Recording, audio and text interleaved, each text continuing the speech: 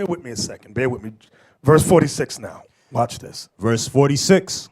And they shall be upon thee for a sign. Meaning the curses shall be upon you Israelites for a sign. A sign of what? That we are the Israelites. Whoever the curses fit, those are the Israelites. That's what Moses is warning us and letting us know. Read it again. And they shall be upon thee for a sign and for a wonder, and upon thy seed forever. These curses will be upon the seed of the Israelites for how long, brothers? Forever. So whenever you examine the curses of God, if they fit us, then we're the Israelites. That's what God is saying. Jump down to verse 64. Verse 64. And the Lord shall scatter And you thee. know why verse 46 is important? You get these dumb Christians that say the curses ended with Rome. They said 70 AD ended the curses of God. Read verse 46 again. Verse 46. And they shall be upon thee for a sign and for a wonder, and upon thy seed forever. Does it say upon thy seed until 70 AD, brothers? It says forever. Don't let these dumb, evil Edomite Christians trick you up, trap you up. Even these dumb Negroes that's joining with them. Verse 64. Verse 64. And the Lord shall scatter thee among all people. And when it's, notice this, and the Lord shall scatter thee among all people. I want that for a reason. Now, when we initially, hey, can you type in for me a map of the slave trade? I want you to stay right where you at, Ozias. Yes, I want you to type on the screen. I want a map. I'm gonna show you something. I'm going somewhere. Y'all just bear with me. I know y'all think you know where I'm going. But we're gonna see if you know where I'm going. I know everybody here in the front will go, I know, I heard this, but you ain't hear nothing. Just be quiet. Okay, you see where they got the slaves from in Africa. Now the question is always, how do we get deeper into Africa? It's not how do we get into Africa. We always been there. How do we get deeper into Africa? That's Luke 21. Verse 20 through 24. We were there for over 1,000 years. Now look, the slave trade. They said it took some to Arabia, Yemen, up towards Egypt, Libya, Tunisia. They took some Brazil, South America, Central America, the islands, the Caribbean islands, North America, even Europe. You see that little skinny line going up to Europe. And you see that little island by Africa's Madagascar, even there. And look, some of the islands, see it says India. Y'all see on my right? Can we zoom in on that area? Because we rarely talk. When black people talk about slavery, we never talk about that area right there. Notice it says Arabia, Yemen, Asia. See that, Asia? Then you got India, two parts where it says India. I want y'all to see that. Pay that close attention. Now, when we were in Africa, how many ethnic groups are in Africa? Type that in. How many tribes are in Africa? Just type it like that. Introduction. On this page is a list of a few of the estimated 3,000 African tribes. There's 3,000 tribes. So I want y'all to listen good. When it says, right, that's a minimum. When it says we shall be scattered amongst all people, guess where it starts? It starts there first. That's why people always say, well, they got all these different tribes who went on slave ships. Yes, because the Israelites, when we ran, we didn't all stay together. I'm going to show you that. We didn't all stay together. You know when you're running from the cops, y'all know. Separate. You go that way, I'm going this way. I'll chase many of you down. Y'all don't stay together. You go get that one over there. You get that one. I'm going this one over here. Running through mama's house. Exactly. You scatter. In Luke 21, when Christ said flee, that's what we did, exactly what he did. Those of us that obeyed, fled, and we scattered. Now watch. Bear with me. So in Africa, you got two main groups. You got sons of Ham and sons of Shem. Shem are the Israelites. The Shemites there are the Israelites. Those are the two primary groups there. Give me Psalms 106, verse 35.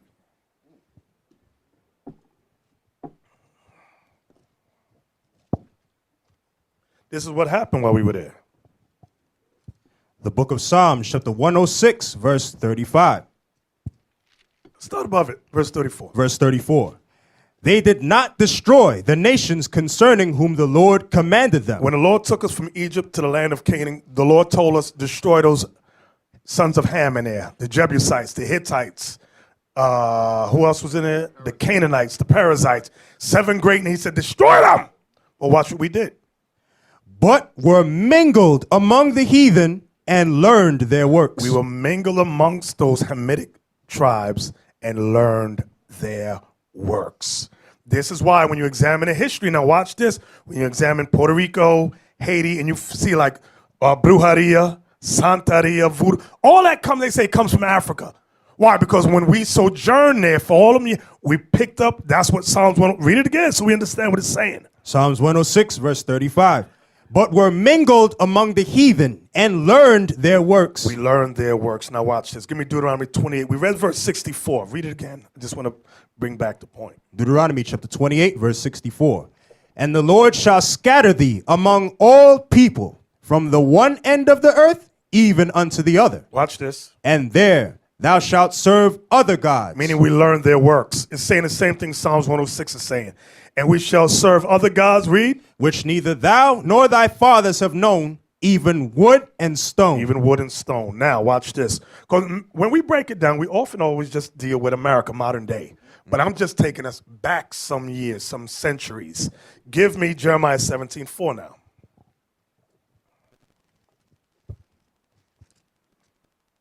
The book of Jeremiah, chapter 17, verse 4. And thou, even thyself, shalt discontinue from thine heritage. Jeremiah, the Israelites, including Jeremiah, would discontinue from their heritage. Read. That I gave thee. Meaning we would lose our culture, our heritage, which includes our laws, our language, our high holy days, our dress code. We would discontinue from all that. Go ahead. And I will cause thee to serve thine enemies in the land which thou knowest not. For ye have kindled a fire in mine anger, that which shall burn forever. From there, give me Isaiah 65, verse 15. The book of Isaiah, chapter 65, verse 15. And ye shall leave your name for a curse. We left the name of Israel. We left that name for what? For a curse. For a curse. That's what we bring it up today. We say the curse is African American, which is correct. Puerto Rican, Jamaican, Haitian, Dominican. These are curses. Read it again. And ye shall leave your name for a curse unto my chosen. For the Lord God shall slay thee, and shall call his servants by another name. The another name is Puerto Rican, African American, Haitian, Guyanese, Trinidadian. That's why he's calling us by another name. Why? Because we discontinued from our heritage. Wherever we were, we adapted to cultures, new identities, new nationalities, new language. That's the history of what has happened to us. New names, exactly. From there, give me the article. It's on. I sent it to you. It's called Shaka Zulu. Now, what inspired it, I was watching the show Shaka Zulu. So as I watched it, and I've seen it before a long time ago, but something clicked as I was watching it. Jumped down to the part that says expansion of power. Go down. Expansion of power. Go down. Okay, read that for us.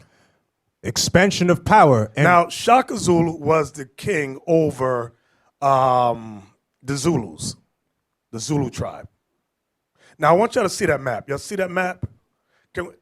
Notice, read the bottom part here under the map. This map illustrates the rise of the Zulu Empire under Shaka, 1816 to 1828. Okay. In present-day South Africa, the rise of the Zulu Empire. Now, you see the dark brown coloring, right, which is on my right, where it says Zululand, Bulawo, whatever you say that word. Okay, this is the key to the map. Read on. Under Shaka, forced other chiefdoms and clans to flee across a wide area of southern Africa. Clans fleeing the Zulu war zone include. Now you see the Zulu war zone. You see that color? That was it, peach or something? Yeah. Which is around that. Can y'all see it? Okay, go ahead.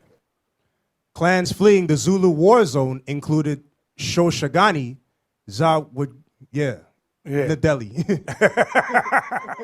Go ahead. Hubi. Yeah. Go ahead. And Mengfu. A number of clans were caught between the Zulu Empire and advancing Vorkinters. And British Empire, such as Josha. Okay, now go to the side here. Go above. Okay, start right here where it says as Shaka. Watch this. As Shaka became more respected by his people, he was able to spread his ideas with greater ease. I want you to remember, the Israelites fled into Africa. We scattered. Watch. Go ahead. Because of his background as a soldier, Shaka taught the Zulus that the most effective way of Now, I'm not saying Shaka Zulu was an Israelite. I'm not saying that. But watch what happened. that the most effective way of becoming powerful quickly was by conquering and controlling other tribes. That's what I wanted y'all to get to. The best way to rule effectively was by conquering and controlling other tribes. Read on. His teachings greatly influenced the social outlook of the Zulu people. The Zulu tribe soon developed a warrior outlook, which Shaka turned to his advantage. Read on. Shaka's hegemony Which means leadership. was primarily based on military might, smashing rivals and incorporating scattered remnants into his own army. You see that part right there? Incorporating scattered remnants into his own army. Read. He supplemented this with a mixture of diplomacy and patronage, incorporating friendly chieftains, including Zahalodu of the Mikizi, Job of Sitol, and Methubane of Tuli. These people were never defeated in battle by the Zulu. They did not have to be. Shaka won them over by subtler tactics, such as patronage and reward. So he won many of them over into his tribe. That's how the Zulu nation became a very large and powerful tribe. The ones he conquered and he didn't kill, he made them join his army. Others, he won them over and said, join my army. So he had various tribes that joined the Zulu. That's what I want y'all to see. Go ahead. As for the ruling Kwabi, they began reinventing their genealogies to give the impression that Kwabi and Zulu were closely related in the past. Now, I want y'all to see that. They began reinventing their genealogy. They were not all the same people. That's what I want y'all to see. So what did they do? Reinvented their genealogies to give the impression that Kwabi and Zulu were closely related in the past. So it's letting you know that's not true. They were two different groups. Let's go out of there. Watch this. I want the article on, did I send you the article on African empires? Okay, so look for that. Let me know when you got it. So not only did we join tribes when we fled deeper into Africa, we started new tribes.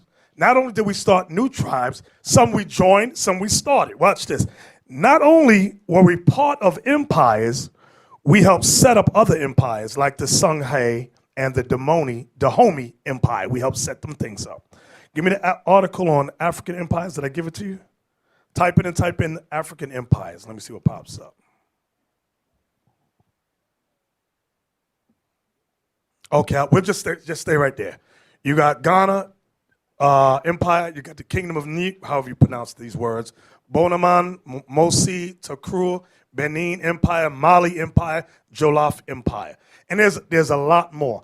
But what I want y'all to see that while we were there, when we obeyed Christ in 70 AD and fled deeper in there, we joined with those Hamites there, like it says in Psalms 106. Now, from there, give me Acts 13:1. Give me a map of Africa.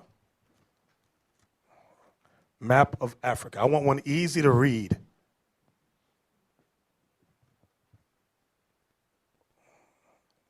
Okay, pick one that I can read easily.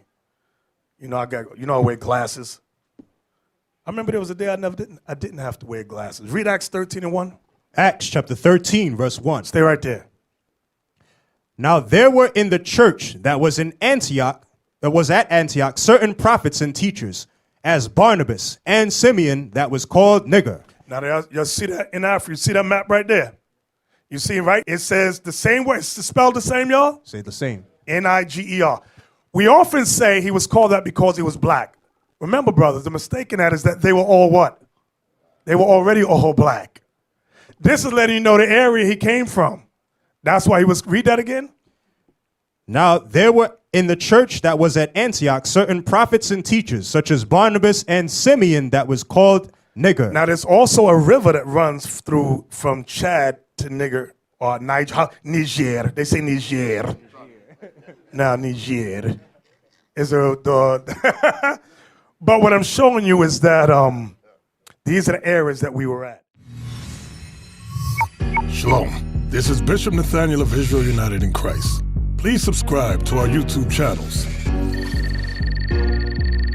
Stay up to date with our latest events, music, and classroom lessons.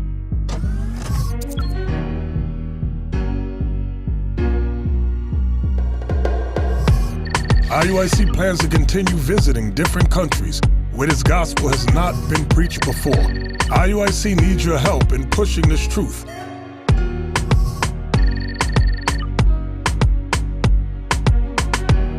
So join us. Subscribe to our Instagram, Facebook, Twitter, and podcast, and stay up to date with us.